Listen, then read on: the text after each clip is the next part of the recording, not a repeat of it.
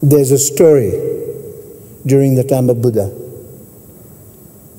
A woman who had lost her only child, and she was grief-stricken. And she really wanted to bring the child alive, so she went everywhere asking for help. Some just consoled her, others just laughed at her. Finally somebody said, well, if anyone can help you, probably it will be the Buddha. So when he went with the Buddha, Buddha said, okay, I can bring her back to life if you can bring a handful of a bowl full of mustard seed from a house that never experienced death. And she thought, she was very elated. Oh, well, there's a hope. So she went round the cities asking for a bowl full of mustard seed from a home that had not experienced death. When, as she visited, she experienced that everywhere she went, there's somebody in that house that died. And as she went around looking for, then her own kind of grief loosened, because she realized that the death is not a conspiracy. It's something that everybody suffers from. Do you understand? You understand me? So that you see, the most important of all, what we see, reflecting or living, two things, very essentially. Living with the immediacy of death, you see, help us to realize, it keeps us on toe. Keeps us on toe. Keeps us in check.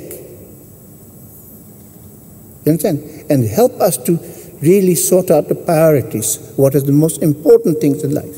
It's interesting, people who have gone through near-death experience, they have a complete, it really completely changes their life also. Their life values, how they look at afterwards. And then, that's by living with the immediacy of death, helps to, in a sense, live life, or really appreciate life. Come to realize, you know, it really actually helps you to face life, not just death. Whereas, when you begin to understand that everything is impermanent, that everything changes, then you realize that, you see, since everything is impermanent, then you realize it's futile to grasp. Because grasping is the root of all our problem.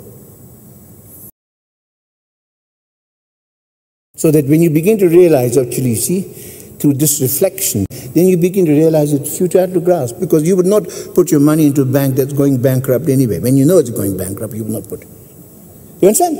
Like that. You begin to realize, you see, then you realize the futility of grasping. That's really the lesson that we learn. So though we know that everything is by nature impermanent, somehow we can't accept it. Instead, we try to cheat that natural process, which is impossible, because it goes against the very laws of nature. As a result, we get hurt. So all we have to do is to accept impermanence once for all.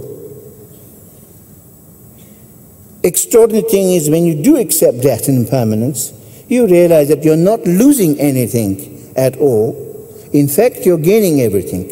It is as if you're losing the clouds, but you're gaining the sky.